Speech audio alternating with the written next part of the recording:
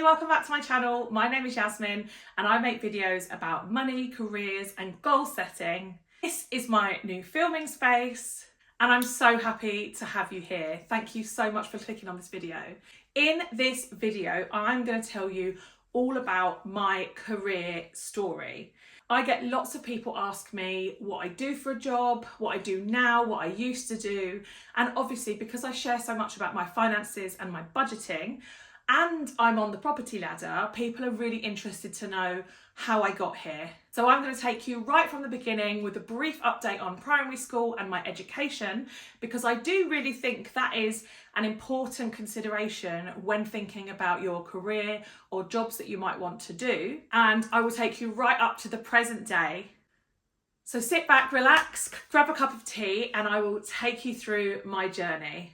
I have got some notes here just in case I forget anything. I've got my trusty calculator if I think there's any purpose in calculating how much I got paid or something, but I think I've done most of the calculations already. So let's get into it. So I was born in 1985, I'm currently 37, so I went to primary school in 1990 until 1997 when I moved on to secondary school. At primary school, I was a high achiever. I was always one of the top in the class in tests and SATs and stuff like that.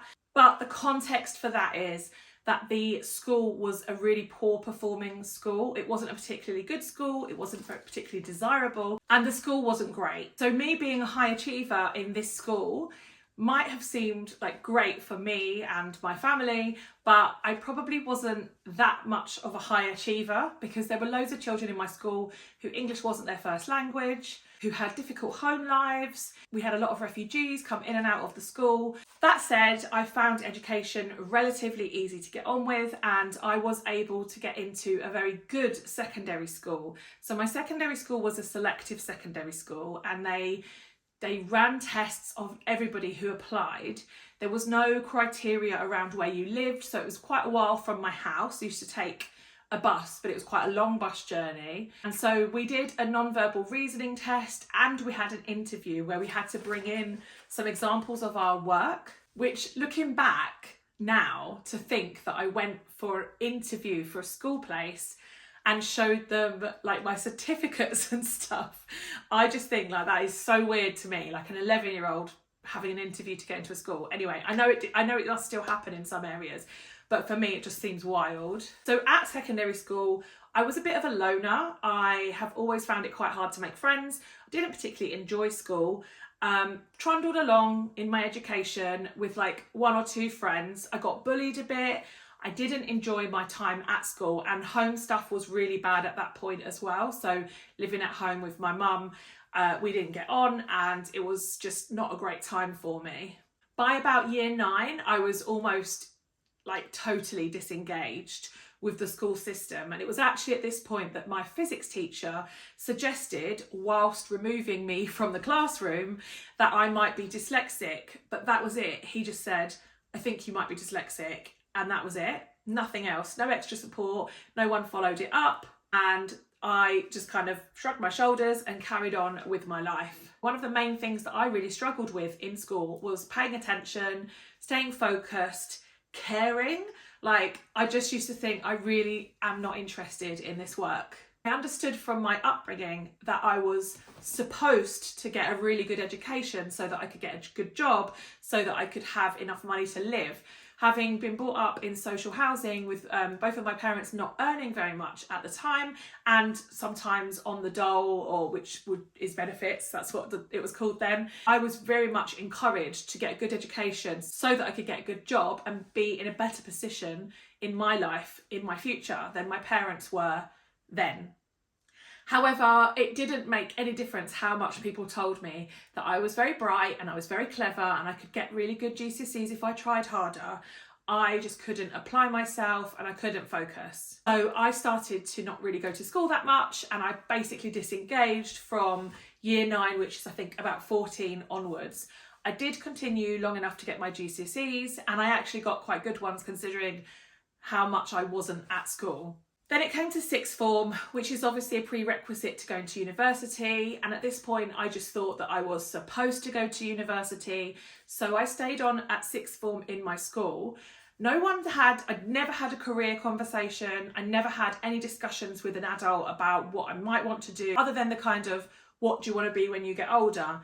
A doctor, end of conversation. I never had any in-depth conversations with an adult about what I was good at, what I enjoyed. And I didn't have much of an outlook on what different careers could be. I think by this point, my mum worked in Sainsbury's and my dad worked on the railway. And I had family members that did different jobs, but it was all quite sort of normal jobs that you would know anyway. I didn't have a very big family or a very big social life. I didn't go to friends' houses and see that what their parents did very often. I was quite isolated, and we didn't really have my friends over, and I wasn't really allowed to go to my friends' houses as I was growing up. So my view on the world was quite limited. So I can honestly say at this point, as much as everyone's telling me that I have to go to university to get a good job, I didn't have any idea of what I wanted to do with my life. Then at 15 years old, just before I did my GCSEs, my dad took me on a trip to India, which was obviously absolutely amazing, particularly at that age. It was an amazing opportunity, and I know from having had conversations with him subsequently that it was to try and encourage me to realise that there's more to life. There's things that you can do, you can travel, but obviously you need to have money to do so. However, I think, and I don't know what his perspective would be on this, it kind of backfired a little bit, because all I wanted to do was to go back as soon as possible. So when we got back, rather than me knuckling down, getting really good A-levels so that I could go to university, all I wanted to do was to work and raise enough money as soon as I could to go travelling again. So when I was 16, I immediately started working any hours that I could fit around my school. I started working in a shoe shop called Dulce's. So this is the beginning of my working career. I was getting paid, I think, less than £3. I seem to remember we got £2.80, and then if we got till trained, we would get £3.10, and I never got till trained. I was there for about maybe 8 months to a year. I remember working full time over the summer holidays. I would take all the overtime I could. And I'm pretty sure that after tax in my bank account, I used to receive less than £500 for a full month's wage working full time. To earn £2 an hour and thinking about how hard I was working back then feels wild.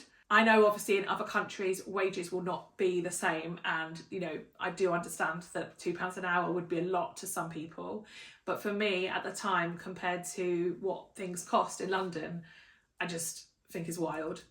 And they tended to use a lot of staff that were under 18, and at that time there wasn't a minimum wage. There wasn't a minimum wage for certain ages, but I know there was no minimum wage for 16-year-olds, and so they tended to employ a lot of them. I remember one of the jobs we had to do was to carry big buckets of water to fill up a freestanding air conditioning unit because it was always so hot. I hated that job. So from there, obviously, I had established myself with a bit of a retail experience now, and I then went to work in Topshop and became the kind of supervisor for the shoe department because I was always looking for extra responsibility to earn more money. At the time, Topshop had a really clear path for getting pay rises. So there were books and modules that you could do to learn and prove that you could do certain extra parts of your job. And every time you did one of those, you would get a small percentage or value increase in your pay. So I was always very focused on trying to earn more money because in my mind, my goal was to be able to travel. When I was 16, I also moved out of home from my mum's house. So while I'm working at Topshop, I move out at 16, and I moved in with my boyfriend at the time, who was my boyfriend until 2019 and is the father of my children.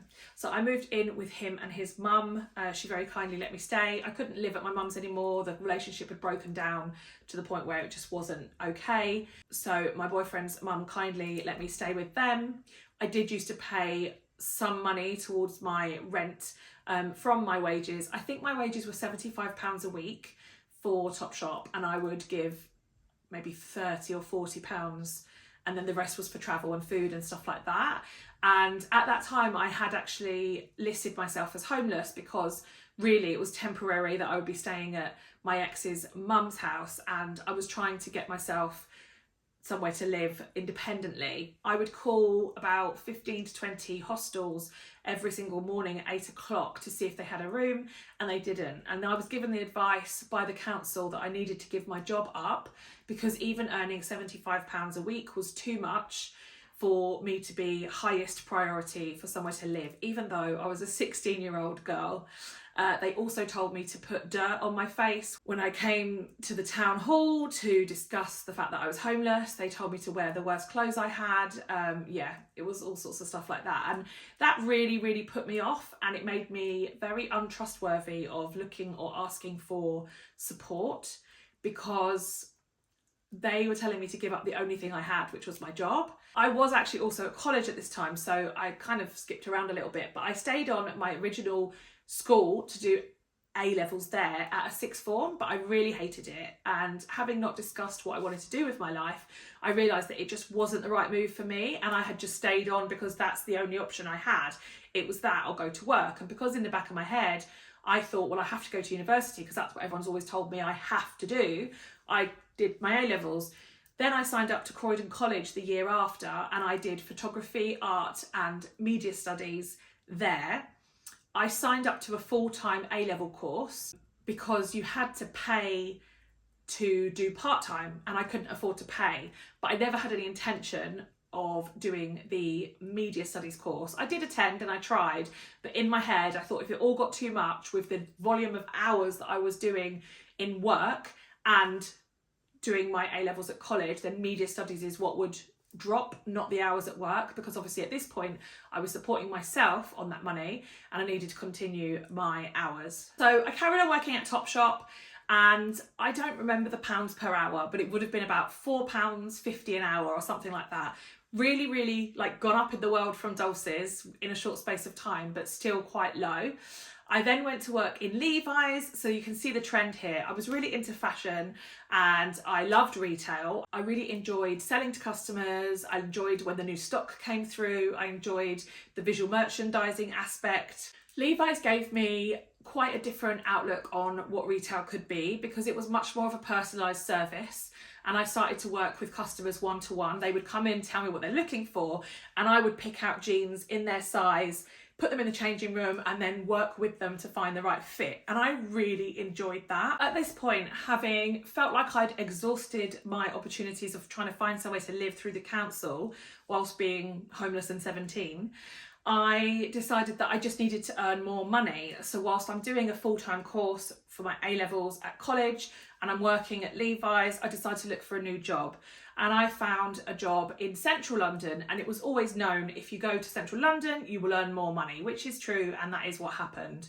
I got a job at Harrods, which is obviously very famous, and I was working in the denim department. So I used my experience from Levi's to get my job in Harrods. I had a lovely boss when I worked there at first. It wasn't too long before she left, but at first I really enjoyed it. And what was great about Harrods is that whilst the wages were around £6 an hour, you could also get 1% of everything you sold.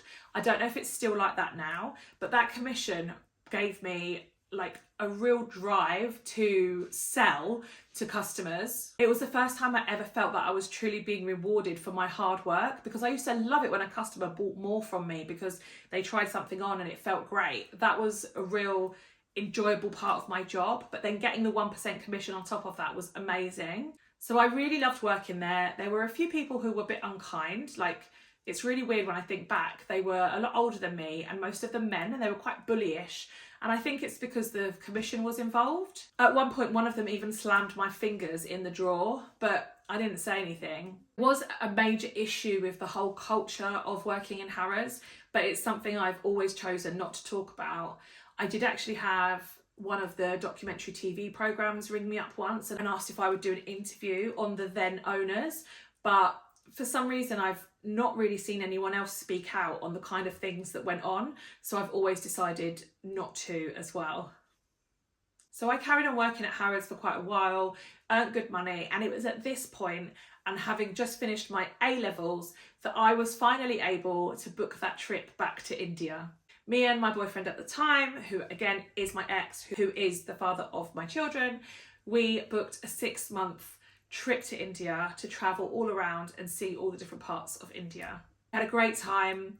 However, this was the beginning of my credit card and debt journey, because whilst saving up for that trip, I wasn't really being very careful with my money. And I kind of got to the point where I would use my credit card to live on so that I could save my cash for the holiday. So I went off on that holiday already having credit card debt. And to be honest with you, I don't even remember being worried about it. I've said it in other videos, I was very much brought up in a household where there was debt, like there was always debt and there wasn't much money. And so I just thought that was part of life and that's how things were. I remember feeling quite grown up when I got my first credit card. Bearing in mind, this is all I think when I'm about 18 now, because I finished my A-levels. So yeah, I'm getting my first credit card and I'm not really caring what I'm spending on it. So we went travelling. I'd given up my job. I totally quit. He'd given up his job. When we got back after the trip, I was contacted almost immediately and asked if I wanted a job back at Harrods. And it was a job with a promotion. So it was like a supervisor level. There was an increase in pay and I was still able to earn commission, but less so because I was kind of responsible for running the shop floor rather than dealing with customers on a one-to-one basis. I had to make sure that other people went on their breaks. I had to manage the stock rooms and make sure that the stock was coming out and deliveries and things like that. So I really enjoyed the extra responsibility. But I think my money kind of went down a little bit because although I could earn commission, the lack of commission meant that my overall pay was a bit less. This is where I got really into fashion. I continued to spend on credit cards. I always wanted all the really beautiful designer clothes that came in. I was at my slimmest ever and I just used to really enjoy buying the clothes. Then things took a bit of a turn and some of the managers that were there left. And I very quickly was promoted from supervisor to sales manager. So in Harrods, they have, I don't know if they still have it, but they had a little system where you had a white carnation if you were a supervisor and a red carnation if you were a manager. So I very quickly was promoted to be a manager. I think I was earning 30-something thousand pounds a year and I was 18, 19 at this point. So it's a lot of money for that age. It was very fast to get promoted. I definitely think I was out of my depth, but I did a good job. I worked hard, I was dedicated, most of the staff liked me, and I got the job done. There was some bullying going on there, and I found it harder and harder and harder to work there. It was really messing with my mental health. I started drinking a lot, and yeah, it wasn't very pleasant, and so eventually I did leave. At this point, I had decided that I didn't want to work weekends. I really wanted to continue working in retail, but be in the office. So something like buying and merchandising so that I could work office hours, but in retail and in fashion, which is what I really enjoyed. And I was very lucky to get a job through a friend of a friend at American Apparel, which doesn't exist anymore. Now, being on about 35k at Harrods as a manager, albeit not getting commission as a manager because that wasn't my job, moving to American Apparel, which I think I started on £6 an hour. The first month that I got paid, so this would have been, let me look at my notes. So this was around 2007 and I was getting paid around £6 an hour. And I cried when I got my first pay slip. I think it was about £780. And for having earned a lot more than that, it was quite scary to think I'd taken a big pay cut. But I knew that's what I needed to do to get into head office. And looking back, it was definitely the right decision for me. I'm glad I made it. And obviously my career went from strengths to strengths from this point onwards. So I am really grateful for having made that move at that time, even though I found myself in a financially very difficult situation, suddenly not having anywhere near as much money as I was used to. So I worked in head office for American Apparel and we had just set up the online shop for American Apparel. It's crazy looking back. You think how advanced all of the retail is online now, but back then it was like, oh, let's make these things available online. And we did it via Yahoo Shop, which is also crazy. But it was really fun and it was a small team. We were all really into it. And every time we used to get a customer order, we would print the customer order off and go into the stock room, get the stock, put it in the bag, write the name on the bag, and then take it to the post office. Can you ever imagine a big retailer having an operation like that? It's crazy. Once that was fully established and going really well, I said that I was interested in trying to learn some more, doing some different things in the office, and eventually I moved over to have a role within the wholesale department. The wholesale department was really growing at the time. It was at a time when it was really fashionable to have t-shirts with things printed on, which I feel is like back, but it was like a really big thing at that time. And there was a big top shop in Oxford Street, and you used to get the escalators down and there would be just loads and loads of small independent brands that were different types of t-shirts. And almost all of them, some of which are really big brands now, would buy their t-shirts from us. So I remember certain designers who you probably will know ringing me up on a Friday, like saying, I'm really sorry, I can't pay my bill, but I really need those t-shirts. Please ship them from the US and I'll pay you next week. And, you know, we always really tried to support the smaller businesses. As long as they had a track record for eventually paying, we did what we could for them. And I'm really pleased to say that a lot of them are really big and successful now. And even though they would never remember me, it's nice to think that I played a small part in helping them get there. It was at this point that crazy me decided to get a mortgage. So I'm earning now £7 an hour, and I decide that now's the time to take the opportunity with the 100% mortgages. With Northern Rock, they were becoming quite freely available, to be honest. And this is 2007, so just a year before the market crash. And you can kind of see why it crashed. I think mortgages were going to anyone and everyone at the time. However, we got 105% mortgage. I don't think people have asked me recently, because at the time of making this video, there is now a new 100% mortgage on the market. It's got very different rules to back then. But there won't be over 100% now, I don't think. But the reason you could get up to 110% previously was because they would give you money to do up the house, and we took 105, I think, because we didn't have money for the solicitor fees to buy the house. We saved every penny we could, but we really didn't have much money. So I'm earning £7 an hour. In order to get the mortgage, I knew that they would need to look at 3 months worth of my pay slips. So for the 3 months in the lead up to it, I basically worked every hour I could of overtime, and I was lucky that that is something that I could do at that job.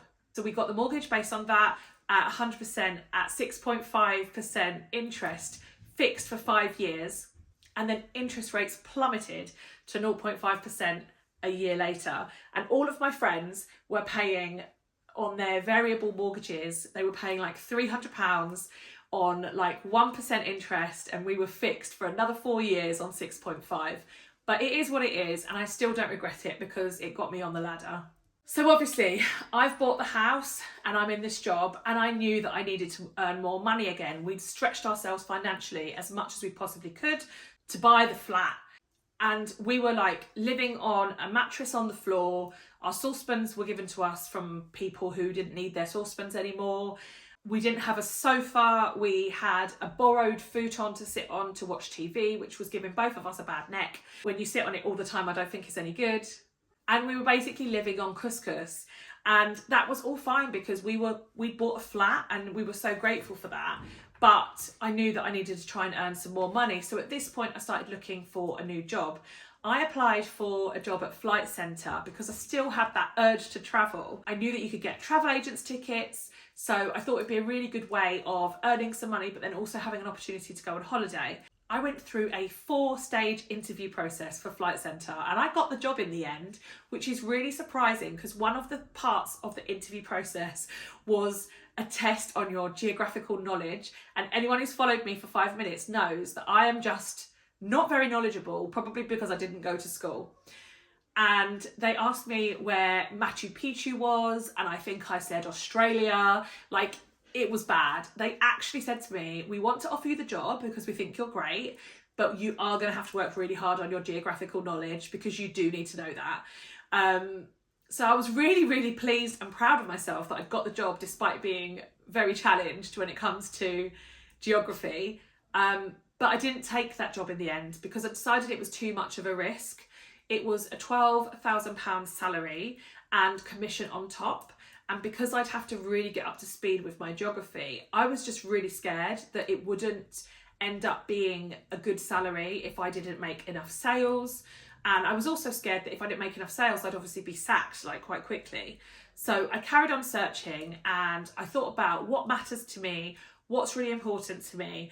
And at that time, at like 19 years old, I decided that what was important to me was not having to go on the tube. So if anyone's been on the tube in London, it's hot and sweaty and unpleasant, and I was always running and always, just getting blocked, trains getting stuck, being late, and I just hated it. So I Googled head offices in Victoria and London Bridge, which were the two mainline train stations in London that my trains from South London went to. And I found that John Lewis, the retailer, which was perfect for me, was actually based in Victoria. So I could get a train from my newly purchased flat directly to Victoria in about 45 minutes. And to me, that was great, meaning I didn't need to go on the tube. So I applied for a job at John Lewis. I applied for a buyer's assistant job at John Lewis. Now, they got back to me and said that because I didn't have a degree in fashion or marketing or something along those lines, that I probably wouldn't be successful trying to get a job as a buyer's assistant. And they advised me to apply for a merchandise assistant. I was really confused at the time because the merchandise assistant role was actually paid by £1,000 more at the bottom end of the salary range. So it started at £17,000, whereas the buyer's assistant started at £16,000. I wanted to do buying because I knew I was really creative and into fashion, and the merchandising role was analytical and mathematical, and that I got a C in my maths GCSE. I didn't think it was for me. However, I listened to their advice. It was clear that they liked something about me because they bothered to tell me that I should apply for this other role, and I went for it. I had an interview and I was offered a job as a merchandise assistant in cook shop, dealing with the china. Me having a fashion background wasn't very happy about that. They said it was a really good opportunity and it was an office that really could do with my skills. They said that I'd scored really well on the tests and the interviews and that my experience was holding me in really good stead. So I thought, well, if you do want me, then you might let me go in an office that I really want to be in. So they eventually changed their offer and offered me a position in the handbags buying office, which I was obviously incredibly happy about. So I went to work as a merchandise assistant in John Lewis for about 2.5 years in the handbags buying office. The team was lovely. It was the first time I really felt kind of safe in employment in terms of the people around me, because obviously, as I mentioned, I'd worked at Harrods, which was a bit unpleasant. And I forgot to say, actually, at my time in American Apparel, that wasn't particularly pleasant either. But again, I don't want to talk about it. But if you Google it, the old owner of American Apparel, you can see the kind of issues. And I had a personal issue, like in person, with the ex-owner, and it wasn't very pleasant. So being at John Lewis was really nice. It felt safe, sensible. It felt like an adult place to work. People were respectful of each other, and I really, really liked it. However, I worked really hard for a really long time and I learned as much as I could about my role, and there was nowhere to go. There was nowhere to be promoted to. It was a really, really big bottleneck. There was a gap. So we were assistants and there were loads of us. And then the next job was a merchandiser, whereas in all businesses and John Lewis now, there would be one in between, which was, so you'd be a merchandise assistant and then an assistant merchandiser and then a merchandiser. But at that time in John Lewis, that middle one didn't exist. So you had people down here on like 17, 18, 19,000 pounds, and then the next job started at 30,000 pounds, and there was nothing in between. And there were lots of people who had been there a lot longer than me and were also waiting to be promoted. After about 2.5 years, I got really bored of waiting, essentially. I was on £19,000. Obviously, that was around the time of the market crash and things were tough, so pay rises were kind of few and far between. And so I decided to move to a different job. I went to work for a handbag supplier who I'd actually met through doing my job at John Lewis. And I was then doing account management and sales for a handbag brand called Fiorelli. I was there for about 8 months. I didn't really enjoy it. I didn't really fit in as part of the team at the time. I don't know why, like to this day, I'll never know why. My manager really took a disliking to me and treated me quite differently to the others.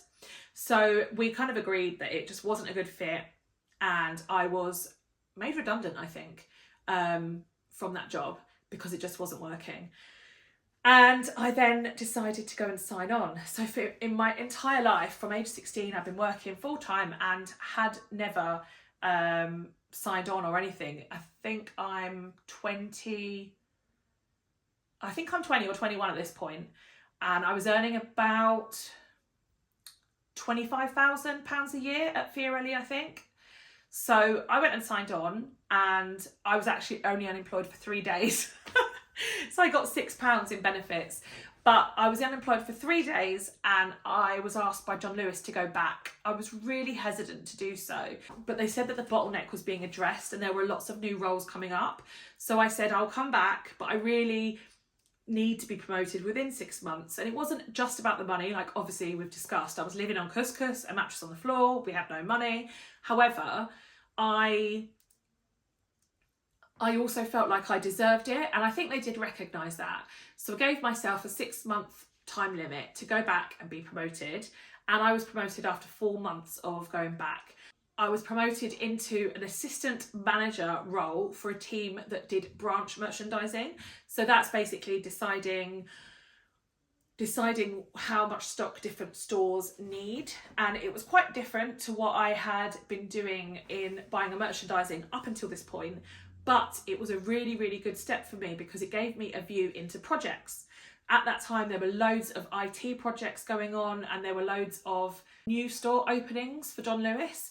And branch merchandising team was the team that would handle a lot of those things in a project environment. And I quite quickly realised that I liked projects, and this was definitely the direction that I wanted to go in. There was something about normal buying and merchandising that was just the same over and over and over every year. Now I know I've got ADHD and I get bored and I like things to change. But back then I hadn't been diagnosed with ADHD or dyslexia, despite my physics teacher saying so. So I didn't know why, but I just didn't like it when my job was same all the time. So I stayed in branch merchandising for about 4 years in total. I started on 24,500 as my salary, and by the time I left, it had gone up to 30,000.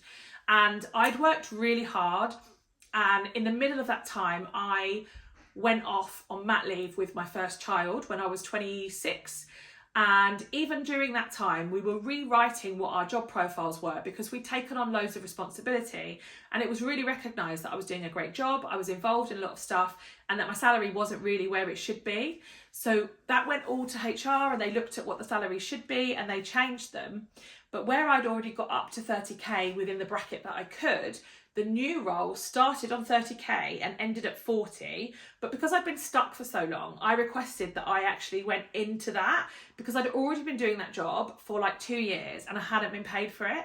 And also while I was on mat leave, they decided that one person couldn't do my job going forward, and they split it into 2.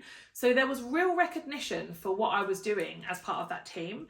However, when I came back, we promoted one of my team members into the other part of my role, and I was refused a pay rise, even though I was significantly more experienced than that person, and there was now a 10 grand bracket to go up in. I was refused a pay rise, which I thought was incredibly unfair at the time. And I tried to make a complaint, and I was told, well, it didn't really go anywhere, even though I kept trying. And I was also told, well, you were on mat leave, which is, completely out of order. So I decided, right, that's it. I've had enough. They're not respecting me. And they're not, I've worked so hard for this. I came back really quickly from mat leave because I was so dedicated and I really wanted to be part of that team. And then I just felt completely disrespected. So I applied for a secondment as a project manager because at this point I knew that's what I wanted to do. And I didn't necessarily kind of know I was ready, but I just thought, if now, then when. At the time in John Lewis, and I don't know if lots of large organisations do this, you have to get your manager's permission to apply for another job. So I asked my manager, and he actually said, well, I don't think you're ready, but you can apply for it if you want it for the interview practice. And I just thought that was really not very nice. So I applied for it and I got it. And I think when I apply for jobs, especially if people are being like that with me, it makes me really determined. So I got the job. It was brilliant. I loved it. I got a £5,000 pay rise, but it was a secondment. So if I went back to my old position, I would have gone back down to the previous salary. So at this point, I'm a new project manager. I'm on £35,000 a year. It's really tough. There's been a few moments when I'm crying because the job was really hard, really tricky stakeholders to work with, lots of men, lots of people who kind of wanted to try and manipulate me or make things difficult for me because I was quite young. I looked younger than I was a woman, and it was interesting. It was the first time I was having to deal with those sorts of relationships because it was the first time I was doing a job where I was the one saying what needed to happen. In my previous job, I was an assistant manager, so I had direction from my manager. But as a project manager, you do have people around you that give you direction, and you use lots and lots of people around you for what you need to do, but you do have to make a lot of decisions in terms of like next steps yourself and then communicate them with your teams. But despite that, I absolutely loved it. And then I fell pregnant with my daughter. And that was a surprise because it was during secondment, and if I'd have planned it, I probably wouldn't have done it during my secondment. However, I was really fortunate in that despite the pregnancy, I was asked to stay on. So I continued as a permanent project manager, and I was really pleased, which meant I could go off and have my second child. And I had a 13-month mat leave because this time I wasn't nervous about going back to my job. I knew my job was there. I knew that I was secure in that, and she had really bad allergies, so I tried to stay off with her for as long as possible. So that was really good. And then I went back, and there's something about when I had my kids, I sort of went back to work with a real determination. Like, if I'm going to spend my time here, I am going to make the most of it. So I went back with the intention of being promoted as soon as possible to a senior project management position. There was a big pay difference between where you started as a project manager, which was 35k, and a senior project management role started at 52k. But it was very difficult to climb up that gap unless you actually got promoted. So I think about 6 months after I went back after my second child, I went for it, applied for a job, and I was given the more senior role and a huge pay rise at the time, going from around 35, maybe 37k to 52. Then worked in that role for a couple of years. Anyone who's followed me on Instagram for a while will know that during lockdown, I found it really tough. I was working full time with my 2 children here and no support. It was a really, really difficult time. I asked many times to be furloughed, like many around me were. Lots of people in my team asked to be furloughed, and it was granted. And I asked many, many times, and I was furloughed for a short space of time, but I was quite quickly brought back in to work on more projects. And I couldn't cope, to be honest. I couldn't cope with trying to homeschool and working at the same time. And I had a bit of a mental breakdown. I don't think that my employer at the time was particularly supportive of that. They did offer me some counselling once I had been signed off with stress by my doctor, but they kind of watched it happen and didn't intervene. And it got really bad before I went off with stress. So that was a bit of a shame. While I was off, I was headhunted by another fashion retailer, and I went to work there. I really, really enjoyed the environment. It was very tech-led, so the teams that I was working in were quite different from John Lewis. It was a much smaller team. I really enjoyed my time there, got to know people. It was probably the nicest place I've ever worked, and that was my last employer. So I was there as a project manager in tech, and I started on £60,000, and then by the time I left, which was 18 months later, I was on £70,000 as a, obviously very experienced by now, project manager. But I was actually a portfolio manager covering a portfolio, but not in that actual role yet, kind of like acting. So had I been an official portfolio manager, I probably would have received another pay rise, but I didn't want to wait. By this point, my social media was paying me enough to try and take the plunge. And here I am 5 months later. I am full-time content creating. I'm about to launch courses on project management because, as you can probably tell, I'm really passionate about them. I will leave the links for all of the different things that I'm doing in the description. But yeah, I've been self-employed now for 5 months. It was the right time to do it because I had just remortgaged, and I now have 4 years to make my business work before I need to remortgage again. And that is a good amount of time to get my finances in order to make it look like I am paying myself a decent amount of money by doing this. And yeah, I'm really glad I took the plunge. Life has been tricky because of things that you guys know about and stuff that's been going on, but I'm pleased that I'm trying to do it. I'm pleased that I bit the bullet and finally left my day job because it was something I always wanted to do. Money has been tough for the last month or so. Things are difficult in the world, but I do believe that I'm quite entrepreneurial. I come up with a lot of new ideas all the time, so I'm going to just keep ploughing ahead. I'm going to try and keep making the money that I need to survive. And if not, I guess I could go back to being a project manager, but I never really think about that because I feel like I'm going to make this work. So I hope that was useful for you. I try to be really transparent and include some of the places where I worked that weren't very nice, some of the things that happened and the timings, and also the money that I was earning, because I do think that for a lot of people who have first found me on social media at a point where I'm a senior project manager earning £70,000 a year, although that was pro rata because I worked part-time, a lot of people are like, wow, how did you get there? So this is it. This is how I got there. If you've made it to this point, please leave me a comment. Let me know what you think. Have you worked in any of those roles before or for any of those companies? Is there anything else you'd like to know about my career or my money? Obviously, I can make more videos. Let me know. Let's have a chat in comments. Don't forget to like and subscribe, and I will see you in the next video. Bye.